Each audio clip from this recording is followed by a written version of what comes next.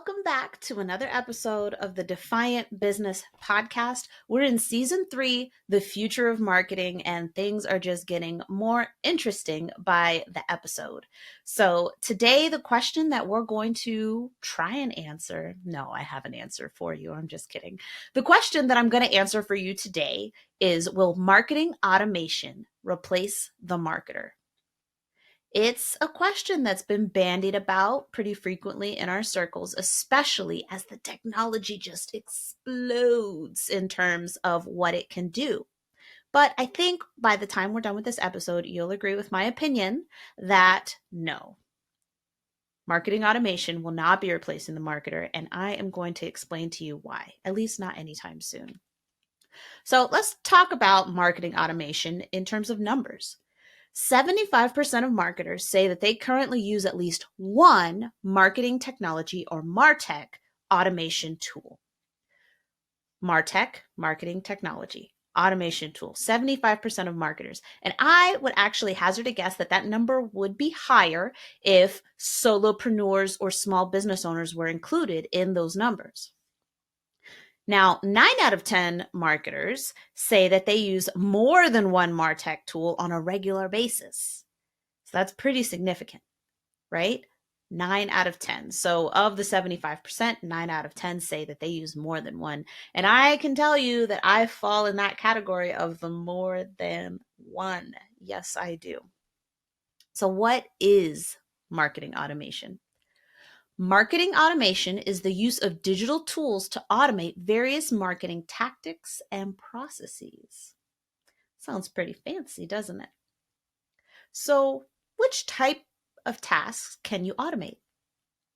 Anything that's routine and repetitive. Anything that quickly falls into the category of boring.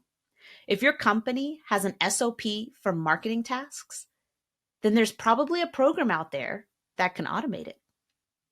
Incorporating marketing automation into your business can save you money, time, and effort. It removes bottlenecks in your processes, allowing you and or your employees, in case there's more than just you, to focus on tasks that really require your attention. At least that's how it's supposed to work. In reality, I see far too many small businesses invest in software that they don't actually need, or maybe their business wasn't suited for. We're a long way off from marketing automation replacing the marketer. Now, I'm not saying that marketing automation hasn't replaced some jobs. I actually was about to hire a contractor to do some marketing work for me, some, data entry behind the scenes type stuff. But then I found a tool that did it for me, so I didn't hire them. So certain things get replaced, but not the marketer. And we're going to talk about why. Don't worry. You might be thinking of artificial intelligence when you think of something that's going to replace the marketer. And I think that that may be possible in the future, right? AI might replace all of us. I just don't think that that's the case right now.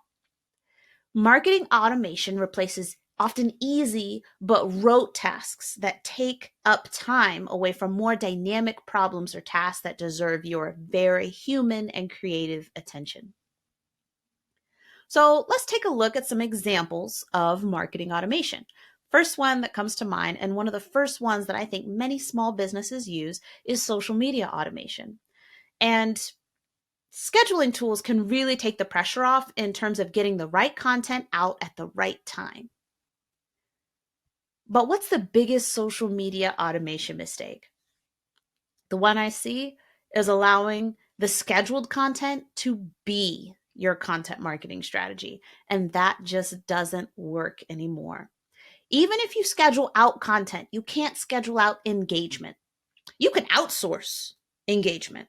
That's a thing. You can hire people to engage on your social media accounts for you. But you cannot schedule it through a tool, at least not yet. And if there is a tool out there that says they do it, it's probably not effective. Please send me the link. I would love to check it out. But I don't just mean engaging on your own posts either.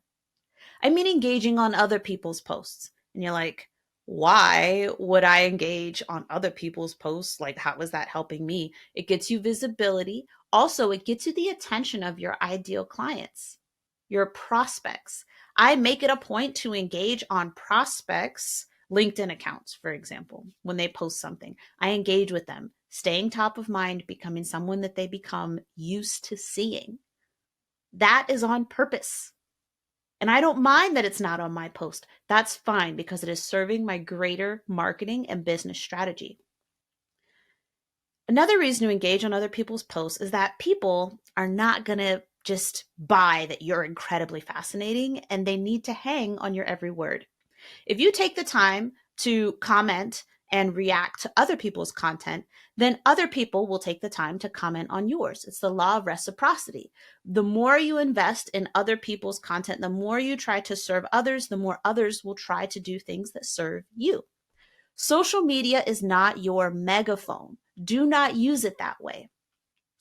If you do, I guarantee that you're going to get back a lot of crickets. And I see this all the time, especially on LinkedIn, because that's the platform where I spend a lot of my time. You'll see people who have 5,000, 10,000, 15,000 connections and probably even more followers, but they just don't get a lot of response on their posts. And that's because people can tell that they just schedule the content out and they don't actually come and engage or respond to any of the comments on their posts. So I'd like to talk about another type of automation that I've seen that I struggle with seeing it actually be effective, particularly for consultants and service providers, digital service providers like myself. Lead generation automation. There are some tools out there that will scrape emails off the internet, or it's already compiled lists of emails and you can actually buy those email lists. Some of the tools will provide you a list that you can then upload into your CRM or your email marketing platform, and boom, you can send people emails that they didn't ask for. Go you. Generally, you'll even have an email sequence ready and waiting to go. They call this cold email outreach on autopilot.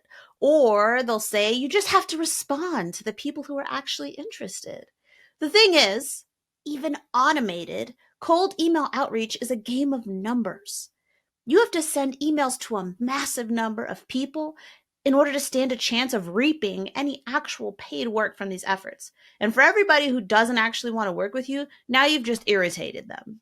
Like, they are irritated. I purposely go and unsubscribe. I respond and make things uncomfortable. Hey, so does spamming me actually get you business? Does this work? I have yet to get a response.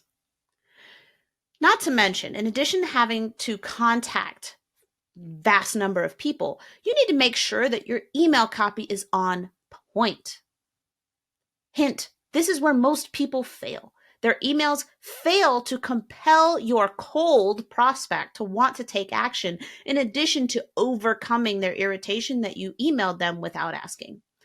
You also have to make sure that it avoids the spam filter trigger words. Yes, there is a list. You can Google it. Or else your emails will languish in the spam folder forever, which is probably where they deserve to be, since your recipients did not ask to receive those emails. We don't do cold email marketing here at Defy the Status Quo. In case you didn't catch my abhorrence for the practice, it's never been my favorite method of finding clients. We rely solely on referrals and networking, online and offline, and, well, of course, content marketing, right? That's what we do. What's the biggest mistake with automation in general? Counting on tech to make up for the weaknesses in your marketing strategy. This is where a great marketer shines. This is why, even if you're a small business owner, you deserve to entrust your marketing strategy with a proven marketer who can at least tell you what to do. You have the time, you have the motivation, you're ready. You just need someone to point you in the right direction. Without a great marketing strategy, you may have all the time and energy in the world, but if you are going in the opposite direction of where you should be going, you're just doing a lot of things going in the wrong way. A great marketer can take your company's goals and create an effective marketing strategy that encompasses PR, public relations, content marketing, and paid advertising, and all the associated software to generate results. Bringing it down to a content marketing perspective, this would involve taking your company's goals and creating a strategy based on research and competitive analysis to deploy tactics and techniques that align with your company's goals. And in some cases, especially for DTSQ, this may include a little bit of online PR. But it also means that all of your video, blog, white paper, case study, and social media content will line up with your overarching company goals. None of it will be treated as if it's in a silo. Everything will play together to create effective content campaigns that serve your company's greater goals. We don't have automation software that comes up with those plans yet. So, no, as I said at the beginning, marketing automation is not replacing the marketer, at least not yet. All right. I looked forward to seeing you at the next episode. Please leave any comments or questions. I'd love to engage with you about this topic. See you next time.